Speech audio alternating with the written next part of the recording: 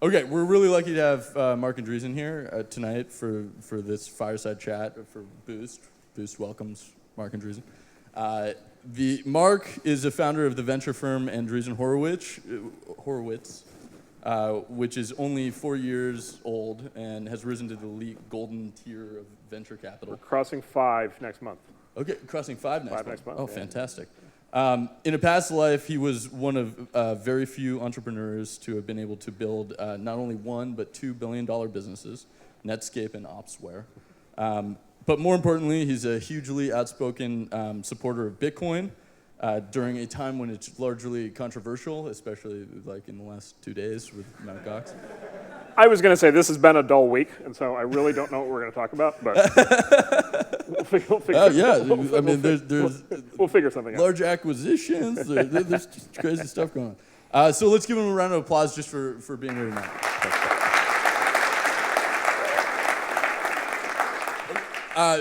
My first question, I was wondering, was Netscape your first foray into being an entrepreneur? Oh, yeah. So that was your first thing.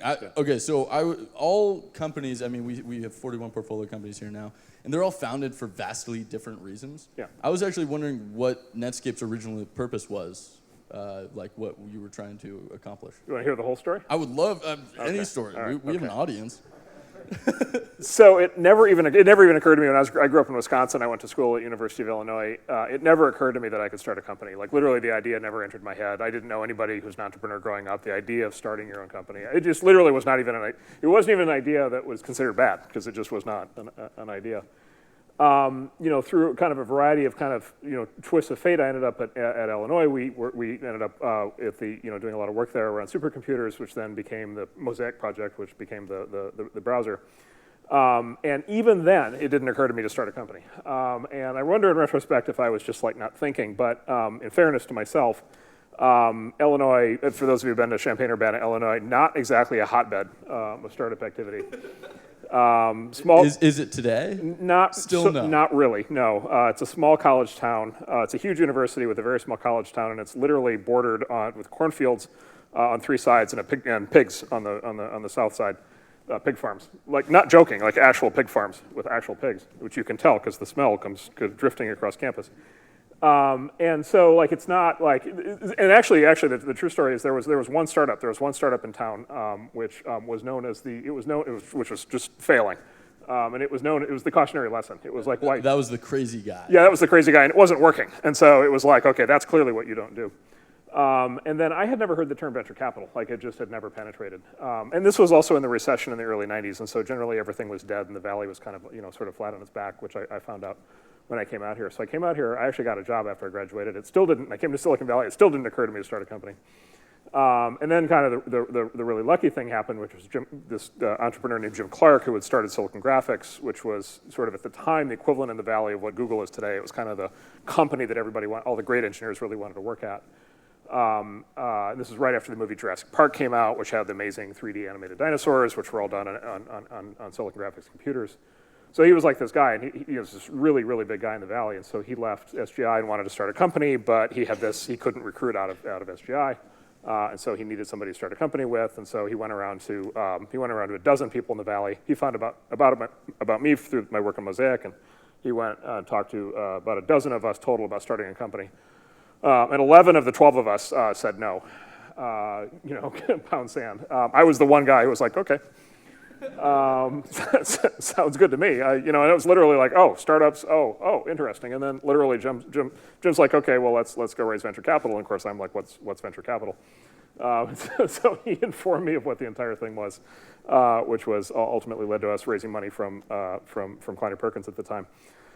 So then, even then, and this goes to a lot of the ironies of what's happening today. Even then, it didn't occur. So then we were like, we're starting a company, and we're gonna go for it. And even then, it wasn't like the obvious idea to start an internet company, because, and this was literally 20 years. This is literally 20 years ago this month. This is February of 1994. At that time, the internet was highly criticized. Everybody knew, February of 1994, 20 years ago to this day, everybody knew the internet was never going to be a thing. Everybody knew the internet was not going to become ever anything that ordinary people would use, never going to be a consumer thing. Certainly nobody would ever be able to build a business on the internet. E-commerce would certainly never work. It was obviously impossible. Media would never move online. Newspapers and magazines had a glorious future because obviously nobody would ever read the news online. And obviously venture capitalists would be completely crazy to invest in an internet company. This was just like universally known, and I can give you like 18 different reasons why this was known. But if there was like a Bible of like what not to do in those days, it was do something on the internet. And it wasn't just like stupid people who said this. It was, Bill Gates was out talking about how stupid the internet was, and Larry Ellison was out talking about how stupid the internet was. And so everybody was just kind of crapping all over it. And so the assumption was, and the reason everybody was crapping on it is because the assumption was the internet was basically for nerds.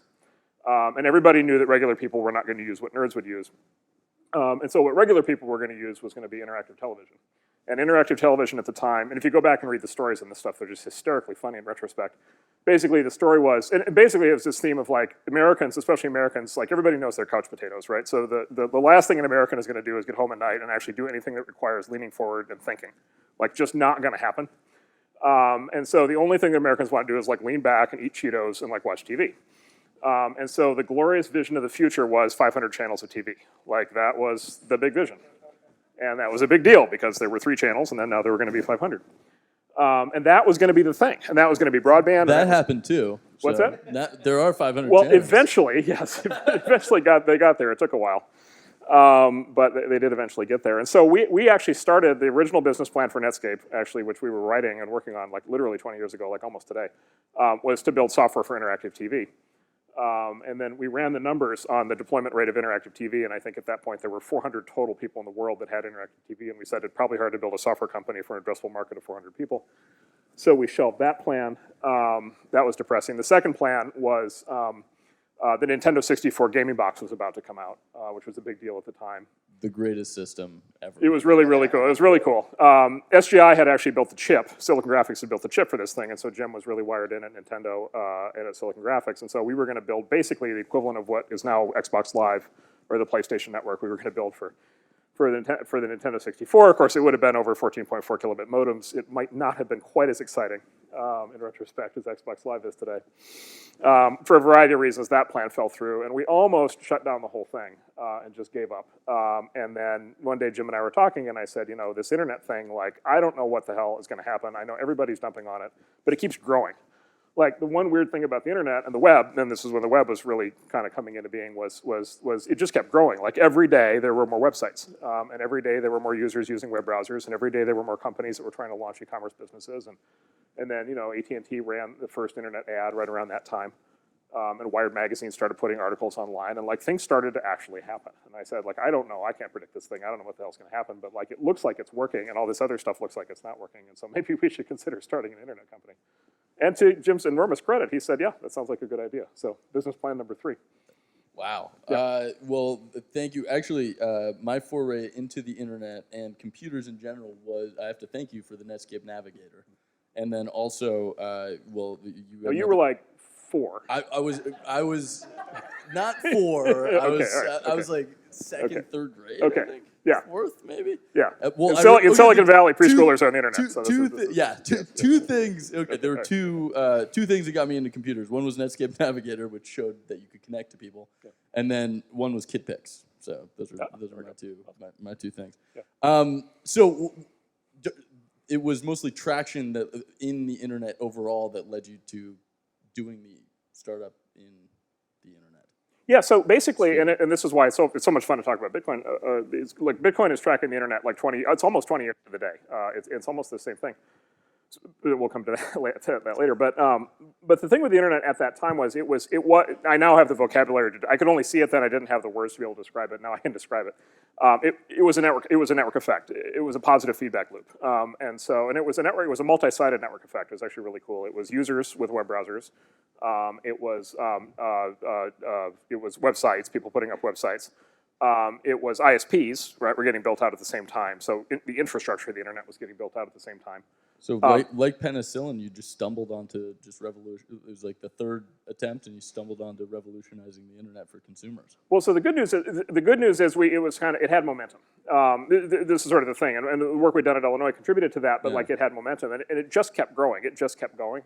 And so moral of the story is when something is just going. I mean, there is no substitute for a positive feedback loop, for a network effect, for something that's. Okay, that's fantastic. Okay. So the next thing I sort of wanted to get into, and before we get into Bitcoin, which is probably going to be talked about a fair bit on this, because I love it. I want to go through Andreessen Horowitz, and I had one key question, which was, you in only really it was 3, but like in 5 years, I guess, you developed this huge mind share over entrepreneurs. Andreessen Horowitz money is likened to like golden money right now when it's and how is my question? How did you guys pull that off? Well, part of it is not enough time has passed for our failing companies to completely go under. So that's been that's been very, very helpful. So I think what's happened. So I think actually there were a couple of things. I think actually timing turned out. I think actually timing, in retrospect, it was unintentional, but we got right, which is we went out to raise money. You'll hear a lot when I talk. You'll hear me talk a lot about cycles because they're such an important part of what happens. We went out to raise money in March of 2009, which was, for those of you who watched the stock market, March of 2009 was the low of the stock market after the financial crisis. And so in March of 2009, professional investors were absolutely feeling god-awful. They were feeling absolutely horrible. Yeah, the actual low, and what that meant, by the way, was a lot of venture capitalists, in theory, venture capitalists should just ignore the stock market because it doesn't matter, because it's going to be years before, like all of your companies that will ultimately go public, it's going to be years before that happens, and who knows what the stock market is going to be doing then, and so it really shouldn't affect the investment decisions that VCs make today, but VCs are human, VCs watch CNBC often all day long. And they get emotional, and so there was people, there were people. Some companies were raising money in 2009, but the VCs definitely got freaked. And in fact, the investors in venture capital got freaked. Actually, only 2 venture funds were raised that year in 2009. Us and Vinod and Kozla's new fund, which is pretty cool. Vinod's one of the most successful VCs of all time, and then there's little us with our bags kind of coming in behind him in all the meetings. So it was like a dark year, and in retrospect, I think that turned out to be good timing. In other words, like if you're going to start a new venture capital firm, it's probably best to start at the bottom of a down cycle as opposed to the top of an up cycle. And so I think that went fairly well. The other thing that I think has resonated, that I think we would take credit for, is that we took basically from the very beginning, staked out a very explicit position as a venture capital firm that basically said, we are a venture capital firm where our general partners are former founders and CEOs who have built companies. We are going to get behind entrepreneurs who are going to build and run companies. We're going to be especially focused on technical founder CEOs. Our sort of ideal is a Mark Zuckerberg kind of thing, where you've got a product creator who starts a company who then runs the company. And we are going to do everything we can to wrap technical founder CEOs in as much help and support and enablement as we possibly can. So when you're starting something, generally you're looking at an opportunity that didn't exist before, or an opening, if you will. I was just wondering what opening you guys saw in the venture industry that needed disruption, or from your standpoint, if there was one. Yeah. So we treated it like a startup. We actually treated it like a startup, and our analysis was actually that many of the original venture capitalists, many of the really top original venture capitalists, and this includes the now infamous Tom Perkins, as well as his partner Gene Kleiner, as well as Don Valentine, Pierre Lamont at Sequoia. A lot of the original VCs, not all of them, but a lot of them were very serious business builders before they became venture capitalists, right? And so Tom Perkins has been in the press lately. Tom Perkins, incredibly successful venture capitalist. Tom Perkins had been a top executive at Hewlett-Packard. Tom actually in the 70s actually left. He actually ran Hewlett-Packard's computer business back when that was a really big deal. It was like one of the first computer businesses. He then left. He's actually started a laser startup in the 60s, which was when lasers were like really cool. And he ran that, and then lasers are still really cool. And then he started Kleiner. So by the time he started Kleiner Perkins, he had actually built and run businesses himself. Gene Kleiner was one of the original semiconductor guys. He was one of the original crew of people who did all the work to create the microprocessor. Don Valentine and Pierre Lamont ran National Semiconductor, which was a big chip company at the time. And so a lot of the original VCs were these very hands-on former operators, entrepreneurs who would really dig in and really understand that. over the years, kind of as the generations passed, more and more venture capitalists have become professional business people. And so they have come more from finance backgrounds or from marketing backgrounds, or in some cases, former lawyers, or and in many cases, very good VCs and very good business people, but not the kind of person, a technical founder CEO sits across the table from them. It's a different kind of conversation. Yeah. And then that goes to the other part of that, which is the bias developed in the 80s and 90s that says technical founders can't run their companies. You have to bring in the adult, right? And the adult generally has to be somebody, generally has a few characteristics, usually fantastic hair, as far as I can tell, is definitely a key characteristic. Thank you. Yes, for example. And then typically business experience, and then in fact over time usually it evolved to mean sales experience, usually somebody who had been a sales executive or head of a sales division at a big company. And again, sometimes that works, like in the case of Cisco, actually that model worked quite well. eBay, Meg Whitman had a business background and that worked quite well. But if you look at the history of the technology industry, our assessment is 95% of the great franchise technology companies that we all respect the most were founded and run by their founders, usually for decades, right? So Intel and Hewlett-Packard and Oracle and Microsoft and then Amazon and Google, which we consider, Larry and it has kind of always been a sort of, even if he was the CEO in name, he was always running most of the company. And then, obviously more recently, Facebook. And now these new generation of companies, Pinterest, Airbnb, and others. And so basically our model, the position we staked out was those are our entrepreneurs, and we're going to build a firm that's optimized and designed to be able to do the best possible job for that kind of founder. So all of you guys came from operations or running different companies, so you're very strong business backgrounds. We have 8 general partners right now. I actually think at this point, 7 of us, actually. I think I'm the only one on the team that hasn't actually been the CEO of a startup. 7 of the 8 have been CEOs, and I think 6 of the 8 have been founders. And so we're all people who have literally done what all of our companies are doing before. So since jumping to the other side of that table, which is the investment from the sort of operations or building the business side to the investing side, what part of your job has changed? Oh, so it's a completely different job. So you're going from being the player to the coach. You're going from being the decision maker to the advisor. You're going from being the driver to the critic. Probably the most extreme kind of bizarre thing is when you're in an operating job, like you have to make 100 decisions a day, and you have to make them all, and you have to go after every deal, and you have to do everything, and you can't waste time, and you have to believe, and you have to make things happen, and all the stuff you guys have to do all the time. When you're an investor, when you're analyzing an investment, you can't be in that mode. You have to go into an objective critic mode of this sort of down the nose, because and the reason is because there's 4,000 startups a year that want to raise venture capital. We can maybe make 20 investments. It's the funnel is crazily extreme, and we could talk in great detail as to why that's the case. But we can't invest in the overwhelming percentage of the companies that we would like to invest in, and so we have to be hyper selective. And so basically the way we think about it is it's a 2-part process. We're sort of the critic going into the investment, and we try to be super, super, super critical and picky going into it. But then once we're in, then we become the partner, the advocate, the coach, the supporter, the enabler. Then we go into kind of full member of the team mode. Okay, and it's a little bizarre, it's a little bit of a schizophrenic kind of thing.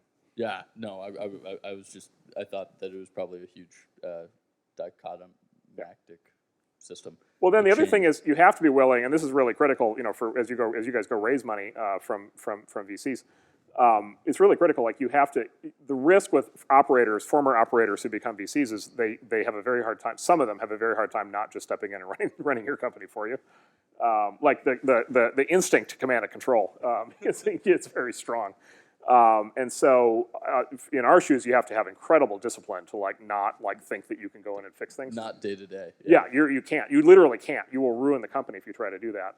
And so one of the things, we have this whole indoctrination program we put our new GPs through that basically a lot of it is shock therapy, saying you are going to think that you can go in and fix all these problems, and you cannot. And if you try, you will fuck up the company. And them's the facts. And it's like our new GPs, it's like a 6-month period for them to be like, oh, okay. Okay. Just to figure out what the hell's going on. Yeah. Okay, before we get into Bitcoin, which I do want to talk about a lot, I wanted to talk about co-founders. And so I always encourage solo co-founders to find a co-founder in general. Yeah. Someone who can sort of be in the taking the bullets with you, essentially. And while you were building out your businesses, Opsware, Netscape, you had Jim Clark, Ben Horowitz. So you found great partners in crime, if you will. I was just wondering if you had any key sort of items you would look for in a co-founder. Yeah, so I would never, I actually know a bunch of solo entrepreneurs who I admire a great deal. I would never, ever start a company by myself. I can't even imagine the emotional strain. I can't imagine surviving the experience. So I would always have at least, generally the scenario, right, the scenarios that work, usually 2 and maybe 3 co-founders work. 4 can work very hard. So I guess I'd say a couple things. In theory, the spec is easy, which is you want somebody who is going to have complementary skills to yours. And so, it could be front end, back end, could be technical business. There's a whole bunch of different, configurations. Could be older, younger, experience versus, versus sort of, being able to work 23 hours a day with no family.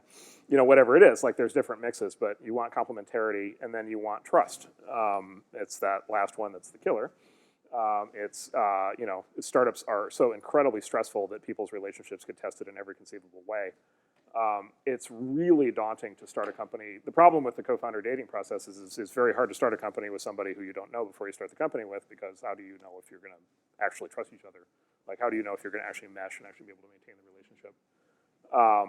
My partner Ben and I sort of call ourselves the old married couple at this point. Like, the old married couple you see out in public, and they're always like eating together, but they're constantly arguing and never holding hands.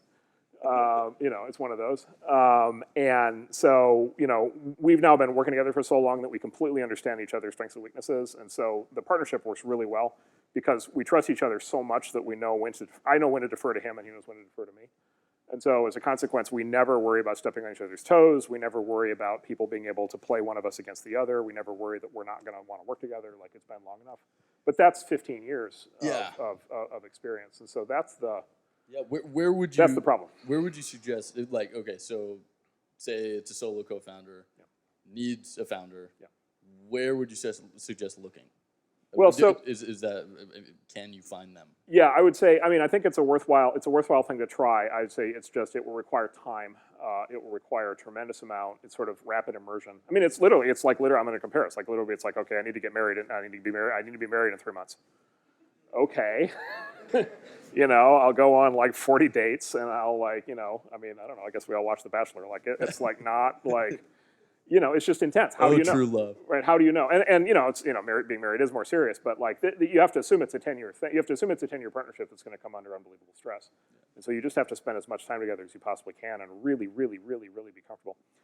The other side of all this, I think, is the dark side, which nobody ever wants to talk about, but which I think is important, which is it is almost never the case that a successful company gets all the way from startup to success with 2 or 3 or more founders without, at some point, one of the founders blowing out of the company. And this is a really hard thing. We see this all the time. We get young teams come in and it's 2 or 3 kids, and guys, people they've grown up together and they've been high school friends and they were at college together and like the whole thing, and they just like love each other and it's all great and it's one for all and all for one, and like a year later they just hate each other, right? Or more commonly, like one of them just does not rise to the occasion. Like one of them is just not putting in the same amount of work, or one of them just doesn't have the skill set, and then bitterness starts to kick in. So the other founders are like, well, he's not carrying his load, and then he's like, they're not taking me seriously, and then things get angry, and then there's the founder divorce. We always encourage our founding team to basically have effectively the equivalent of a prenup, which is basically, if there is to be a separation, at least it will be clean. And so this is one of the reasons we always encourage founder vesting. We get these teams, sometimes we'll get 4 co-founders come in, and they're like, we don't want vesting, we're all signed up, we'll all be here for the rest of our lives. And it's like, well, when one of you gets kicked out by the other 3, the other 3 are going to be furious that you don't have vesting in place. And that's what leads to certain high-profile calamities. Sometimes these things get turned into movies. And so we always encourage people to think about it ahead of time. Almost nobody takes our advice on that. It's like telling newlyweds that there's a good chance they might get divorced. Like, they just don't want to hear it. But if you have the chance to think about this stuff up front, it is worth thinking about. No one wants to think about the dark side. Yes. Okay, well, now I want to get into Bitcoin. If that, now we have a background, a good structure. And there are a lot of skeptics here tonight, right? So I'm going to have to really, put my selling hat on. I'm really going to have to convince. I don't think you're going to have to convince anyone in this. Good. Well, said there are a few probably skeptics. Run a poll. Okay, well, my first question is, when did you first hear about Bitcoin? Yeah, so I've been tracking Bitcoin for years. I mean, the paper came out in 2009. It was sort of one of those things where it tracked the internet almost perfectly. It's like 89 to 94. It's almost exactly like 2009 to 2014. It's almost eerie. So 2009, 2010, new idea, interesting, momentum. You know, it's one of these things also, right? Bitcoin's one of these things that it has like a 15 or 20 year backstory, right? The cypherpunks have been working on this stuff. The cryptographic cash people have been working on this stuff back to the early 90s. I mean, I remember back when Netscape was going, there was these companies. DigiCash actually was like the forerunner of Bitcoin. And he would go on and on and on about how this stuff was all going to transform everything. It's just, it wasn't quite in the shape yet, in the form yet, that it kind of crystallized into in 2009. So 09, 010, 011, interesting. This might be it. And, people are working on it and they're doing all this stuff. And then kind of 2011 and 2013, like probably in retrospect, if we could go back, we would have done stuff even sooner. But 2011 to 2013 was like, okay, it's starting to become real. Like the software's starting to become real. The first businesses like Mt. Gox are starting to get built. And people are starting to be able to do things. And like you can go on there. It was just like the early web. You can go on there and you can like press a button here and money shows up over there and it's like magic. Right, and it's like one of these things where it's like, wow, that was like amazing. It doesn't seem like you really need to experience it or really. Yeah. I mean, it's like, and it's one of those things. It's like the web. It's like it's not that astonishing if you're just like, yeah, money moves, but it's really astonishing if you're used to seeing how money moves in the real world, and then you compare how easy it just got, and you're like, oh my god, like it's just this is new and different and better and special. So about a year ago, we really started digging in and doing the work, and then about 6 months ago, we started investing. Okay, so it was. So you actually followed it from when the paper came out? Yeah, I mean, sort of as an academic, we sort of followed it as an academic thing, sort of as not academic like university, but 4 year like from inception. Idea to prototype to commercialization. And what my question for you? Why do you think Bitcoin? Everyone always asks me these questions, so I love that I get to ask someone else. Why do you think Bitcoin is winning over others? Yeah, like there are tons of digital currencies out there. Yeah. So network effects. So the answer is network effects. So Bitcoin is a four-sided. That's why I went through earlier. The internet was a four-sided network effect. So the web was a four-sided network effect. So you had clients, you had servers, you had ISPs, and you had developers. Bitcoin is a four-sided network effect. You've got users, you've got merchants, you've got miners, and you've got developers. And so every day, and the nature of a network effect is it's a positive feedback loop. Every day that it's going, it's becoming much more valuable, and you just get this momentum effect. So what I say on all the 1,000 other kind of cryptographic currencies, and everyone has some argument as to why it's going to be better than Bitcoin. There's sort of a couple of things that you say to that. One is it's wonderful. It's a free market. It's like there's innovation happening. There's competition happening. Like God bless America. This is great. Like it's fantastic. They're going to battle it out. If one of the new ones is actually better than Bitcoin, then its challenge, in a way where it would be able to eventually beat Bitcoin. Its challenge will be to get the network effect, its network effect, going fast enough to be able to overcome Bitcoin's network effect. This is why, like, if it's going to happen, it has to happen quickly. Because if it doesn't happen quickly, it will never happen because the Bitcoin network effect will be so gigantic, it will be basically impossible to overcome. Think about starting an auction website and competing with eBay. Like, even today, like, it's like you can't, the liquidity on eBay will just slaughter you. Like, it doesn't even matter what the feature set is. You don't have the buyers, you don't have the sellers. Think about starting a new network to compete with the internet. For the good luck. Yeah, there might be a few people in the audience who don't know Bitcoin as well as some of the other half of 10 companies that are Bitcoin companies. For quick overview, what sort of what piqued your interest about Bitcoin, and how do you feel it's going to be used, I guess, is my question. Yeah, so we think about Bitcoin as, we have our technologist hat on. So we think about Bitcoin as as math and algorithms to start, and then on top of that, the protocol. And then we think the math, the algorithms, and the protocol implement what we and others call the distributed trust network. And so basically the idea, which I wish we had 20 years ago, which would have made life much better, but we didn't. It's the idea that you can basically have people who don't know each other and have no pre-existing relationship be able to do trusted business online, to be able to exchange digital assets in a trusted way in a hostile environment. And so you can have hackers and you can have attackers and crackers and frauds and fakes and all that stuff, and still you and I don't know each other, but I want to send you a unique piece of digital property. I can do it. Everybody will know that I sent it. Everybody will know that you received it. It's a completely trusted transaction. The entire world can see it. It can't be faked. Like, that is such an incredibly powerful, like, this is why all this, or whatever, all this stuff that gets the press all excited, we just think doesn't matter, because the distributed trust network is a fundamentally new thing. If we had that capability when the web came out, we would have built it right in, and the web would be completely different today. And people would have been doing digital cash this entire time. And people would have been doing digital contracts, and people would have done digital media. People would have done micropayments, and like this would be built into everything. And so this is the chance to basically, this is our shot being the internet, the tech industry, the people who work on these things. This is our shot to build a level of trust into the internet, and therefore a level of trust into the world that's just never been possible before. And now, Andreessen Horowitz has been looking at the Bitcoin space. You guys threw a big check at Coinbase. Yeah. You guys are huge supporters and backers of the space. Yeah. What are the opportunities you're seeing pop up that you guys are getting excited about in sort of the Bitcoin ecosystem? Yeah. So that's the second part of the question about what would it take for something else to beat Bitcoin. Bitcoin is not standing still.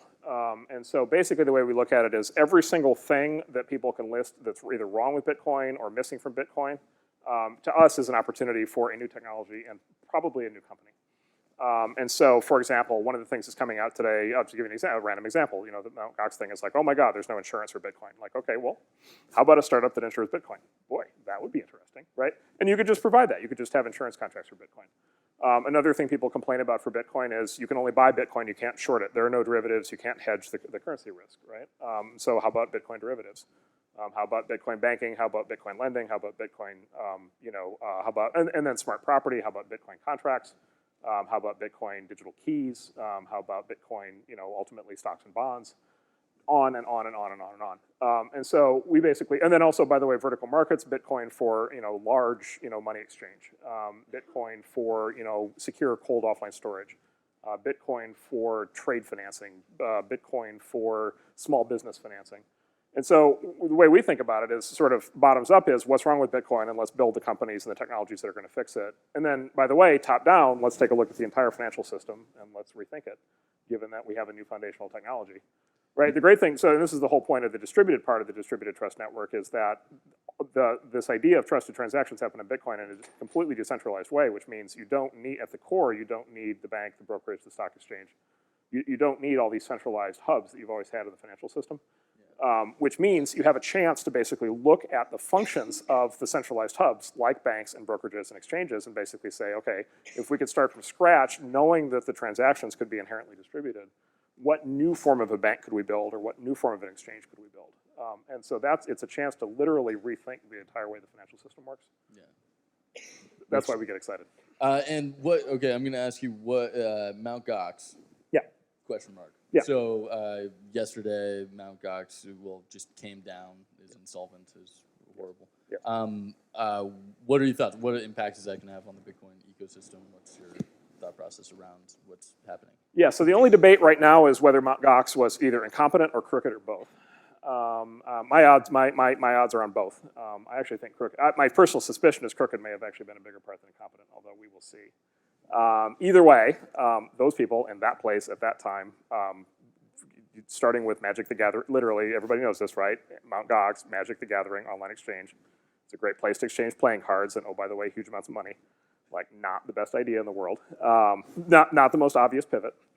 That company clearly has not been set up properly for a very long time. That company clearly has had issues for a very long time. Either they were just flat out incompetent, or they were actually flat out criminal. We will find out. By the way, in the real world, everybody's like freaking out because it's Bitcoin. But in the real world, about 3 years ago, a large commodities financial institution collapsed in the real world called MF Global. Which actually became a sort of a famous thing. It happened after the financial crisis, and so it wasn't like Lehman Brothers or one of these. It was, in fact, it's smaller, but it was a fairly large firm.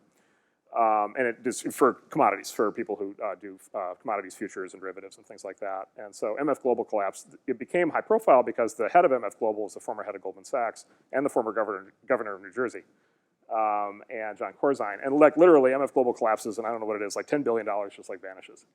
And everybody goes, oh my God, what? And it's literally this exact same question: is were they incompetent or were they criminal? It turns out in that case, they were incompetent.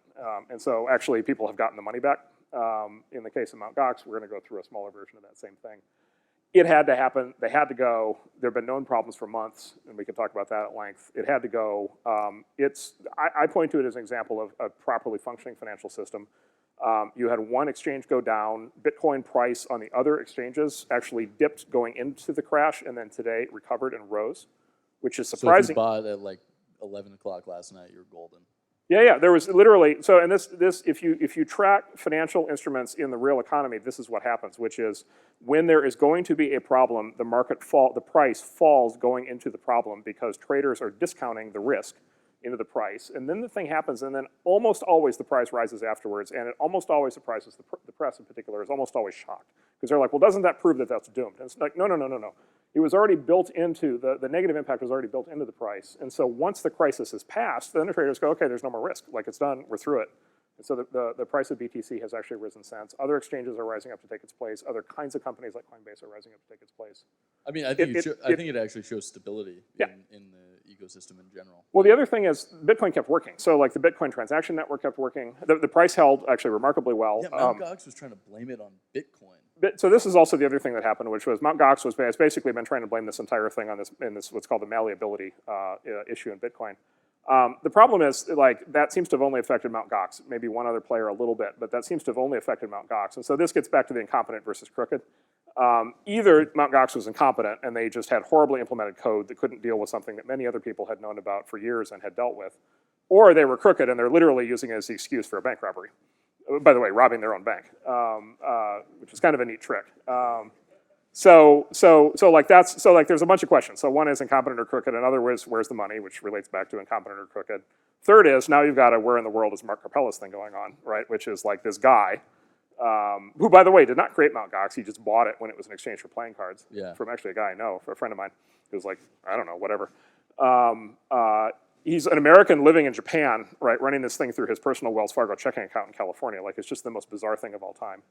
You know, he's either on his French guy who's living in Japan who's So he's either off, he's either off on his way to some remote abandoned isle, a tropical isle with $400 million worth of people's money, or he's in a Japanese jail somewhere, like sweating it out.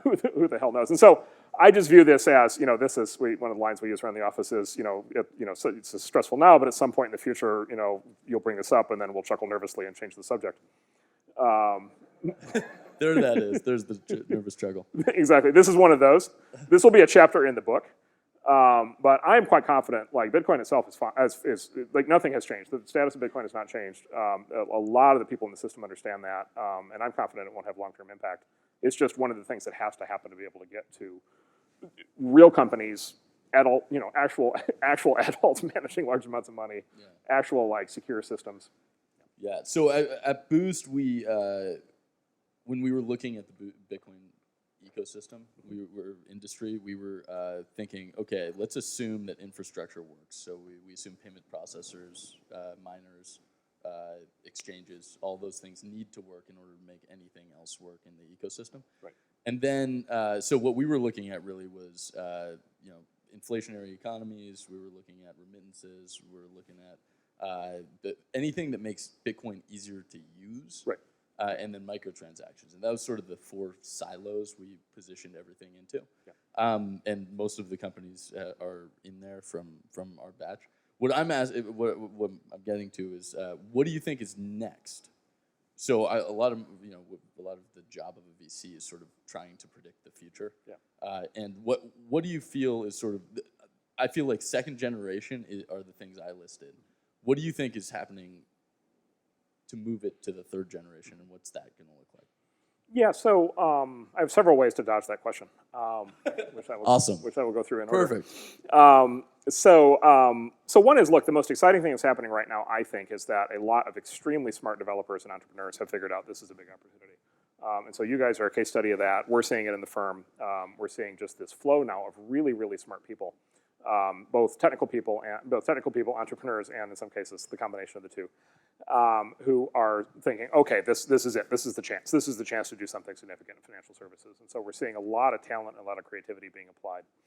One of the really entertaining things we're seeing is actually, so we're seeing something very funny. We were seeing a lot of young entrepreneurs who are on this, but we're also seeing older entrepreneurs who are on this. And in a lot of fields, older entrepreneurs get more conservative. Like if you've done something 3 or 4 times, you start to get stuck in your ways and you start to get more conservative. In financial services, the older entrepreneurs actually get radicalized. because it has been so frustrating for them to try to do incremental advances in financial services because it's such a pain in So the they ass. just want to break the system. They want to just like, yeah, they're like, I'm ready to just burn the whole thing down. Like, I'm good to go. Like, we have to, and basically, like, they'll come in and say things like, we have to do something that is so alien to how the current system works that the regulators won't possibly be able to figure it out for at least 5 years, right? And, sometimes they get a little extreme, even for us. But we're actually seeing older, very experienced financial services entrepreneurs showing up saying, okay, I got it figured out, I know how to do it, and the fact that this is going to be really new and original is the chance to do something significant. So that's happening a lot.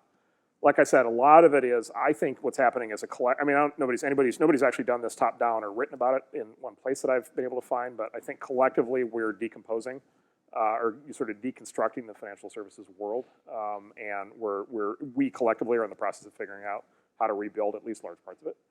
The world in general, like borders no longer matter as long as. Yeah, so the libertarian utopian stuff. So actually, I have a prediction. This is my other prediction of what's going to happen, which is the libertarian utopian early adopters are going to their disillusionment is going to start shortly. So two things are going to happen, right? So one is the technology is going to mainstream, right? Which is the technology basically starts in the fringe. So here's our theory is, new technology starts in the fringe. The reason new technology always starts in the fringe is because the establishment is too busy smoking cigars and sipping brandy, like in their clubs. They're not playing golf. They're not, the establishment does not wake up in the morning and say, what new disruptive crazy thing can I do? The only people who do that are people on the fringe. So you get people on the fringe creating technology on the fringe, and then two things happen. One is the technology mainstreams. If the technology actually is the real deal, if it's really powerful, if it's the internet, or if it's PCs, or if it's the web, or if it's Bitcoin, or if it's any of these things, the technology mainstreams, and all of these new capabilities are brought to the world, and then everybody starts to use it. To your point, it becomes easy to use. Everybody starts to use it, and then at some point it becomes normal, and then people can't imagine living without it. That process of mainstreaming causes all the people from the fringe who started with it, often the people who have the political agendas, to hate it. They get the people, they get incredibly alienated, and it's the exact same psychological effect for people who love music and get upset when their favorite band sells out. Like those posers, like they were so cool, and now they got their record label contract, and they sold out to the man, and like they're selling out stadiums, and now I hate them. And it's that exact same thing. And so I think that's part two of what's going to happen, which is my opinion. So I'm what you might call a practical libertarian. I'm not like an ideological utopian libertarian. It's just me. Like I think that I think the libertarian utopian kind of idea of like end of the nation state, end of central banking, all that. I think all the people who believe that's the case are about to become incredibly disappointed. Now, the good news is there are many other things for them to go explore, and so they will then move on to the next new. And in 20 more years, there'll be some. There'll be some new thing. There'll be some new thing that will pop out that will have all these new characteristics. So how big do you think Bitcoin? But the mainstreaming will be incredibly, and you guys are all a part of this. The mainstreaming will be an incredibly important thing because this can't stay on the fringe. This has to become mainstream because in order for it to matter in people's lives. And for me, at least, what all of this is all about is making people's lives better. And the way you do that is you have to get the technology to a point where everybody can use it. And that is mainstreaming. That's what mainstreaming is. Yeah. A lot of people are skeptical about how big Bitcoin can get, and some venture firms are thinking, well, it's only an $8 billion market or $5 billion today, $6 billion today. And I think that you and a couple other firms are investing based off the fact that you feel that it would grow and that the market will be bigger. How big do you think Bitcoin could be? Do you think it's internet big, or do you think it's like internet? I don't know. So this is one of these really fundamental questions. We think it's going to get big, really big. It's one of these really fundamental questions of like how powerful is the technology, and we think it's really powerful. And then you say, okay, well, what are the use cases and all the use case? And then you basically say, okay, what's the existing market size of those use cases? And then you look at things like international payments. You look at things like remittances. You look at things like banking and lending and loans and payment processing and. And you're like, oh my God, like these markets are, It's how money moves. It's how money moves. And so it's hard to come up with any market number for any of this stuff that's not in the trillions of dollars. It's just, these numbers are just staggeringly large. And then you run this sort of thing, which is tempting, and you sometimes get in trouble with this, but in this case it applies, which is, okay, geez, if we can get 2% of that, like, oh my God, like it's gigantic. And by the way, you don't take out like $10 trillion markets overnight. Like you actually do have to eat them kind of progressively. And so this, of everything we've ever seen, this thing has, we call it, sort of unbounded upside. Like this thing could really go. It also has a lot, you guys all know this, like every single part of what we're talking about has a lot of risk. Like, does it work? Will it work? Can it be packaged? Will crypto get broken? Are quantum computers going to take this all out? Like, there's endless really interesting questions, but the potential return on the thing is just gigantic. Oh yeah, risk definitely outweighs. I mean, the opportunity outweighs the risk in my head. But so the biggest argument I always get. So Bitcoin's deflationary by nature. So they're only ever going to be 21 million Bitcoin. What do you say when people ask you about like when that's the risk, is that it's going to be deflationary and value can't just keep going up? Or yeah, so this is what's driving the economists crazy, and including the really famous economists. And I sort of use the dogs watching TV kind of analogy on this one, which is, the dog's watching TV and just bored out of his mind, and then the other dog runs across, and he's like, oh my God, it's another dog. For economists, the dog running across the screen is the word currency. And when, like literally Bitcoin, economists right now is blah, blah, nerd, like whatever, currency. And then like, oh my God. And then basically they freak out. And the reason they freak out is because of this issue.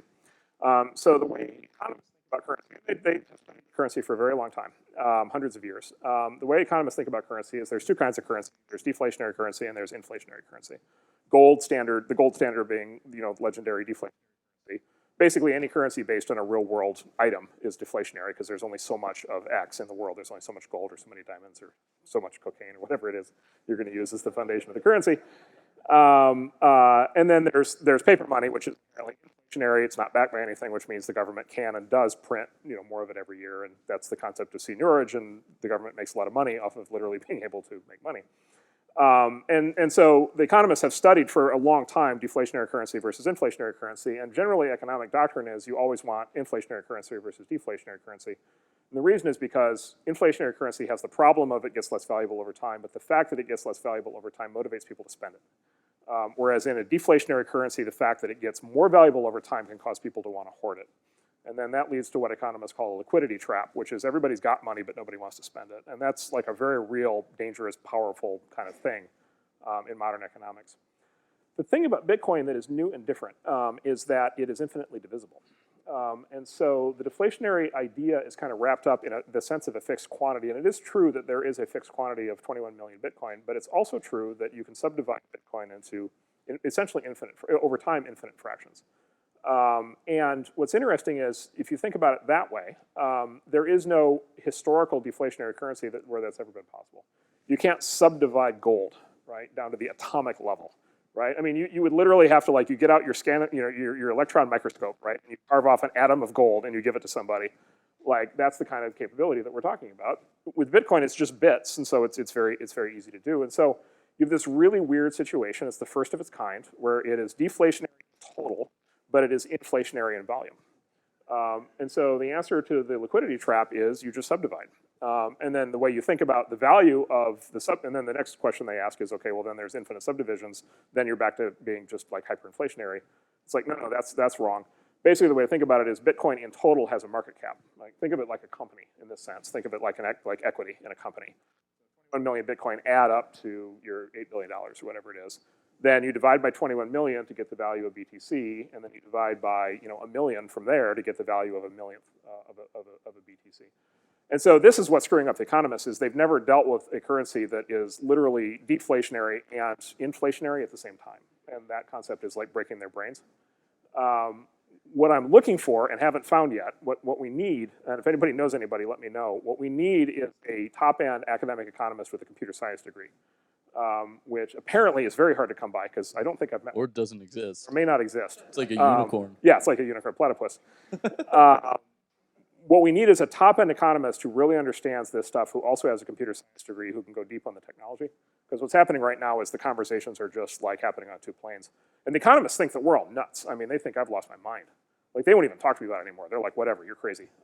And so, and like, literally, I can't, and now the new thing is like, they're like, okay, we know you're a technology expert, so we'll just grant you it's great technology, but it has all these problems with the currency. And I'm like, it doesn't actually help you in the debate to just say the technology is good if you don't understand it. Like, lots of things are good. It would be helpful to be able to actually talk about the... Yeah, they immediately write it off with the deflationary. They're like, this isn't even... And so it's very frustrating. I think that probably there will be an economist. There will probably be a PhD. There's probably a PhD. There's going to be one person who crosses the line. That's right. And they'll get their PhD with it, and 40 years from now, Nobel Prize. Yeah, I was about to say. And they'll travel back in time and they'll thank us, but not here in the present. So I think they're going to find it very interesting when they actually wrap their heads around it. But again, it's super characteristic of these new things. By the way, a lot of people believe, I mean, you talk about an example. My friend Bob Metcalfe was the inventor of Ethernet. And right, Bob Metcalfe spent 1994 to 1997 insisting that the internet could not possibly work, like at a technical level. Like the whole packet switching thing could not possibly scale. And so with all these kinds of things, there's this incredibly long history of real experts who are like, That's like the computer, the CEO of IBM said it'll never be, you Yeah. won't be able to fit one in your Yeah, and it's often the people who are closest to it who have the hardest time seeing it. Now, the counter argument is, the counter argument is they called Einstein crazy, but they also called Charles Manson crazy. Just because all the experts think it's stupid doesn't mean it's smart. Yeah. And then that comes back to all of us, which is it's now our responsibility to prove, it's our responsibility to prove this stuff, and so we have to make it work. We have to make it happen. So I have one more question, and it'll be relatively quick, but I want people to, we're going to go into audience questions, and we'll do a couple of those, and then this will be done. But what's the best advice you've ever received? Don't listen to advice. Perfect. That was quick. Yeah, that's basically it. Is there any advice that you've received that... There are. It is so fascinating. There are, and I'm an enormous, I love history. I try to study. My orientation for studying anything is to try to dig into the history. And so, when I started Netscape, I went back and read everything I could about every great company in the Valley. There are enormous numbers of lessons to be learned from all basically prior stories, successes, failures, and there's all kinds of rules that get derived out of that, of do this, don't do that. And then almost every big success I'm aware of broke at least one of the fundamental rules. And so it's a real, it's the patterns, I don't know that there are really patterns. There are, but then there aren't. Or there are, and then they break, and then breaking them turned out to be the best thing that ever happened. So that actually is that's the longer version of don't listen to advice, which is there is no playbook. For what we all do, there is no actual playbook. Now, violating every rule at the same time, probably not a good idea. Start with one. Start with one, yeah, and see how that goes. Okay, does anyone have any questions for Mark? Yeah, fire away. So it's actually really similar to what actually happened. PayPal is a real precedent for this. So it was widely known. This is another thing that was widely known basically from 1994 to basically 1997. You would never, ever, ever, ever put your credit card number on the internet because it would instantly be stolen by hackers, and they would take all your money. Services. The obvious answer is mainstream services, and that's why we back Coinbase, because we think they're a valuable company in the space. Mainstream services have to make this all easy and secure. And so part of it is they have to, we have to do the work. We have to make it easy and secure. The deeper part of the answer is very interesting, I think, or we think a lot about, which is the financial system as we know and love it today is just riddled with security issues. The computer industry is riddled with security issues, but the financial industry has all kinds of security issues. And in particular, the financial industry right now is riddled by issues involving identity theft and credit card fraud. And basically, there's this deadweight drag on the entire economy that comes from the fact that people go into stores or go online and literally turn over their credential in order to actually purchase something. And then the Target hack happens, or online e-commerce, all these break-ins happen, or the Neiman Marcus hack happens, or whatever, and the credentials get stolen. And so there's this incredible crudeness of this 1950s era authentication mechanism being used for 2010s era payments has just completely broken down. People have gotten used to it because of the assumption that the credit card company or the bank will make good if you get taken advantage of. But the problem is, as a consequence, is we all pay a 2 to 3% deadweight fee across everything in order to basically pay for all the fraud. We pay for all the fraud. We pretend we don't, but we do. Bitcoin puts the shoe on the other foot. Bitcoin does not require you to hand over your credentials, and so there's no risk of identity theft. There's no risk of credit card chargeback fraud. It's a much safer way to do e-commerce. If somebody breaks into an e-commerce website that uses Bitcoin and they steal all the Bitcoin, they can't make any other transactions against your accounts. And so there's the opportunity to basically take out all the current fraud out of the system. The flip side is it's a digital bearer instrument. If they break in and they steal the Bitcoin, like they might have done at Mt. Gox, the Bitcoin is gone. It's gone. It's bye-bye, it's gone. And so it is a different risk or threat profile. It's much more like somebody stealing cash. A criticism of Bitcoin is it can be stolen. My counter criticism is the current system is royally screwed up. How about, and this gets exactly to your question, why don't we have a system where if somebody gets their system broken into, it's their money that gets stolen and not everybody else's?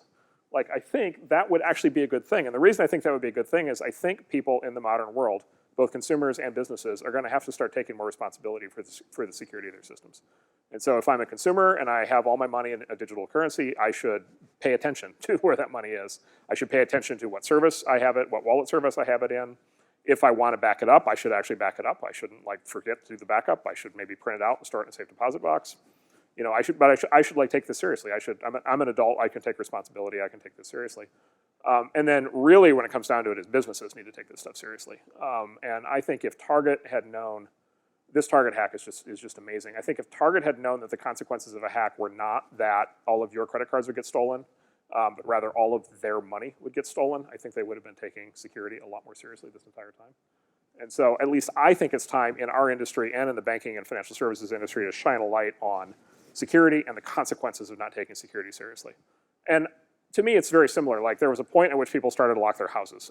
You know, there was a point at which door locks were installed on cars for the first time. There was a point when banks first installed vaults. Like we're kind of at that stage. We arguably should have been at that stage 20 years ago.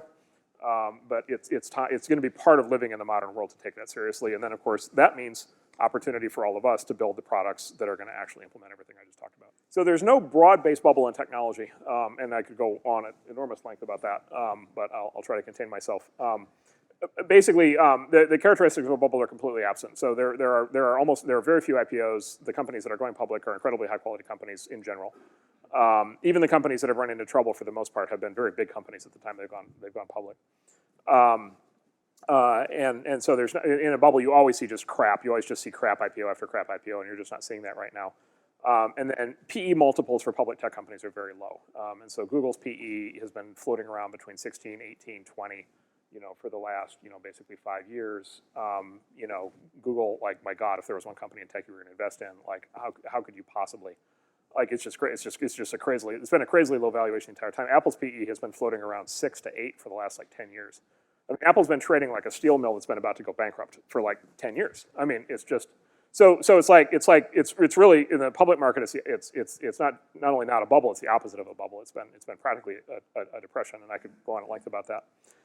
The part that's superheated is what we all do, and the part that's getting hot is just the sheer number of early stage startups has really ramped up.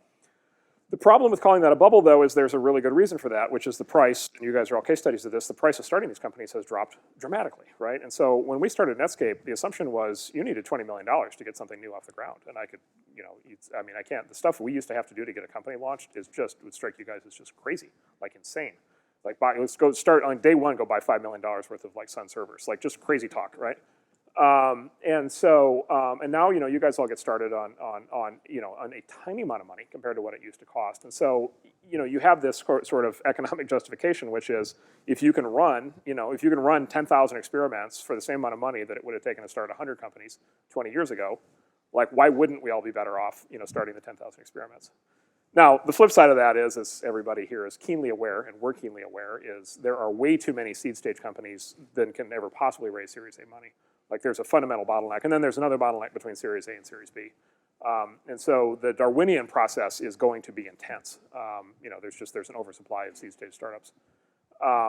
That process is one, you know, there is some equilibrium in there because there's another side to all this, which is if every engineer in the valley is starting their own seed stage startup, then no company is ever going to be able to reach critical mass, right? And so at some point, there needs to be some balance between the number of startups and like the engineers who are actually willing to like work like at a company. And so we're probably a little bit out of whack on that right now. Like, it's probably a little bit too hard for companies to hire engineer number 20. It's probably a little bit too easy to raise money for, you know, as startup founder number 1. But like, it's not like that's a process. Like, I'm not that worried about it. That's just a process. I think A stage valuations are pretty reasonable right now. I think B stage valuations are pretty reasonable. I think public valuations are pretty reasonable. So Shapeways, the question is on a company we've invested in called Shapeways. So Shapeways is a very interesting company. Let me quickly describe it, and then I'll describe why we invested in it. So, and it's our first investment in kind of the 3D printing category broadly. So it's actually a consumer of 3D printing technology, not a creator of it, right? So Shapeways actually runs factories. And by the way, I think this is really cool. I never imagined we would invest as a venture capitalist in a new factory, like a company like building factories, like actual factory. Like, I think that's just awesome. Spectacular. So you go in the Shapeways factory, and they literally buy all the 3D printers from all the suppliers, and they buy the little ones, but they also buy the really big ones. And so they've got the $1 million 3D printers that like can print objects in like gold and silver, right? Which is like really cool. You know, there's slight issues. You know, they emit toxic fumes. You probably don't want one in your living room. It might wilt your houseplants. And so they buy the best of all the commercial and low-end 3D printing technology. They put it in one place, and then they're basically it's basically, think about it as cloud-based 3D manufacturing. And then on top of that, they have a marketplace where you can share designs and you can leverage off each other's designs. And the thing is growing like crazy. Like it's like it's like on your computer, you design like a new piece of jewelry, or you design a mock-up for a house or whatever, and like you hit print, and instead of going to the printer, it goes to Shapeways and gets 3D printed. And you can print one, or you can print 100,000, and it's really cool. What they're not doing is inventing new 3D printing technology. That's an area we would love to invest more in. We haven't yet found the company or the companies to be able to invest in. That industry feels a lot like it's in this intermediate point right now, where there's actually, right, 3D printing is like a 20-year-old, 25-year-old thing. There's an older generation of technologies that's kind of mature, that's past the point where it needs venture financing. There's the new generation of technologies like MakerBot that are very exciting, but they're not quite ready for, like, they're exciting for hobbyists, they're not quite ready for production use. And then also the early generation of the desktop 3D printers, there hasn't been a lot of original IP yet. And this is one of the issues. They're all based on like the same open source package for the most part. And so there's like tons and tons and tons of knockoffs. So what we're waiting for is kind of the next big, like I don't know if we're waiting for, I don't know if it's the Commodore 64 equivalent, or it's the IBM PC equivalent, or it's the Amiga equivalent, or whatever the hell it is, or the PlayStation equivalent, but we're waiting for kind of the next breakthrough of like a mainstream 3D printing technology that will be original IP. And when we find it, we're gonna jump on it. So I'll give the same answer for both, which is it's amazing. So when I was coming up, basically software and hardware were two completely different worlds. And like if you were creative and you were like 10, you were into software. And if you were like, hardware people were like people who went to like civil engineering, like programs in college, and then went to work for like architecture firms and like made bridges or designed, cars or whatever. There was a hardware hobbyist movement in the Valley in the late 70s, early 80s, and then it just kind of died. It just got too hard. It really feels like something new is happening, and in particular, it feels like what's happening is a convergence of computer science, electrical engineering, and mechanical engineering, and then maybe other areas like material science and physics kind of all slamming together. And I think it's a whole bunch of things at once. I think it's bottled up creativity that wanted to happen over the last 20 years and just didn't happen. And so all these new ideas have just been, people have been frustrated, and so now all the frustration is coming out productively and people are actually doing things. I think it's that low-cost microprocessors and open source software have made it a lot easier to bring computer technology to a physical object. You used to have to be like a dedicated firmware programmer to like build software for like a robot, and now you can use embedded Linux, and like you have this whole different world opens up to you. We're also seeing universities. We're seeing a bunch of universities now take very seriously this combination of CS, EE, and ME, and so we're seeing 22-year-olds coming out who actually are like world class in all three areas at the same time. And then you've got, on top of that, crowdfunding. So you've got a way to actually raise money for these things. You've got things like 3D printing, so you can produce more easily.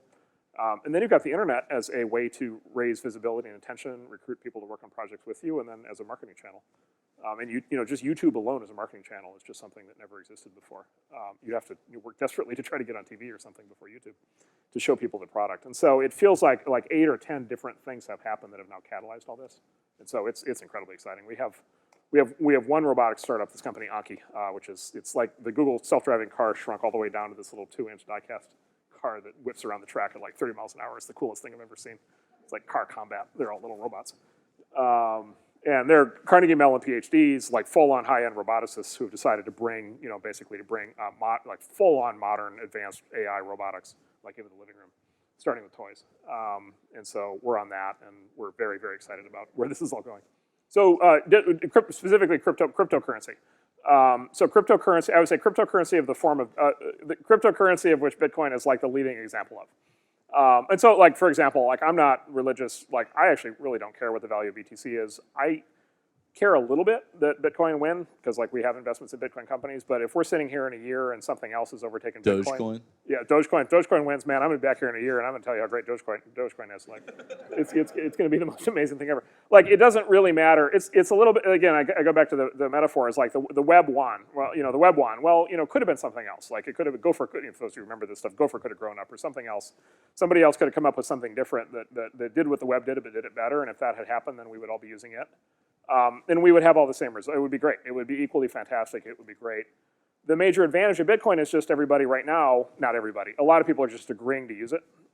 And so when developers have to pick what they're going to build on top of, they tend to pick Bitcoin. It's the most obvious thing to bet on. But I am not religious about this at all. Like if something else takes over, like I'm all in favor. And by the way, like just like with the web, like people had criticisms. I can tell you, people had criticisms of the web from day freaking one. Like everybody was unhappy about it at the time. Like all the issues, performance issues, on and on and on, security issues. People have all these complaints about Bitcoin. I think we can fix them all by building on top. But if somebody has a better approach, and if that better approach wins, I think it's great. But to exactly to your question, it's cryptocurrency that's at the heart of my enthusiasm, because that's the breakthrough. Like the way I think about it, basically, it's 40 years of cryptography research and then 20 years of cryptocurrency research that kind of catalyzed 5 years ago in the Bitcoin paper. And that was the moment where kind of all that preceding, basically 35 years of work kind of catalyzed. And then that's the thing that has taken off. But that same knowledge base is now being applied to 1,000 other alternatives, and I think that's great. So far we've invested in Bitcoin startups. We've invested in 2 companies, Coinbase and then a stealth company that we can't talk about. We've now invested, we're all interested. Yes, me too. The math on it is very interesting. It's actually a bunch of investors in the Valley have done the math on this, and basically the interesting logic flow in Bitcoin, which is unique because of it's a new kind of thing, is to invest in any Bitcoin-based startup, you have to believe that Bitcoin is going to work. And if you believe Bitcoin is going to work, then Bitcoin is going to get valuable. And so therefore, logically, you are better off investing in Bitcoin than you are in any particular company, because you'll get all the gain on the Bitcoin investment without any of the risk of any particular startup. And so logically, every VC in the Valley should probably be investing straight into Bitcoin. That's difficult for a couple different reasons. One is funds are not set up to be commodities. We're not set up to be a commodities trader or a currency speculator. So our funds did not anticipate investing in a fake mathematical currency. So there are some conversations to be had with our investors on that front. An obvious thing to do, a thing we've looked at, is actually set up a cryptocurrency like a fund, like an actual set up a fund. The problem is regulation. The VC firms operate under something called the Dodd-Frank exemption, an exemption in Dodd-Frank, where we actually are not supervised the way that like hedge funds are supervised, which is a big deal. It has to do with the fact we only invest in private companies, and if we start investing in currencies, like that blows the exemption. And so there's issues there. So like this is like a minefield. From a venture capital firm standpoint, this is like a minefield. That's actually really interesting. Yeah, it's a complicated thing. So like one of the things, by the way, a great entrepreneurial opportunity, we actually, this is something we can't actually be associated with, but we might. But no, I mean, we can't, not because we think it's a bad thing, because it would foul our Dodd-Frank exemption, but like a Bitcoin fund, or a cryptographic, here's something that needs to exist, is a cryptographic currency fund. So let's say take $100 million fund, raise a $100 million fund, and then basically hold a market-weighted basket of all cryptocurrencies. And so that fund would need to be set up to do that, to store that, to manage that, to trade that, and then you'd want to watch all the other cryptocurrencies, and you'd want to trade. You want to have algorithms that do this, and you'd want to maintain the weighting. Or maybe you'd have one that's for market-based weighting, and you'd have another one that's all Bitcoin, and you have another one that's all whatever. You could do a bunch of different approaches. Like we could probably be an investor in that, but we couldn't actually set that up and run it because it would screw up our Dodd-Frank exemption. So this is one of those case studies of the existing financial regulations intersecting into a new area. So all the VCs that I know who have invested in Bitcoin, it hasn't been through the funds. Well, so there's a lot of personal investment that's going on. Okay, that's what happened. Well, so they can, and by the way, Bitcoin has this nice property that there's no conflict. Like so with a typical investment, like if I see a great startup and I invest personally, usually my LPs would consider that a breach of faith because that's an opportunity that we should be investing in the fund. But Bitcoin, there's plenty of Bitcoin to go around, and so if I invest personally, it doesn't block us from doing anything. So it's a different thing than VCs are used to.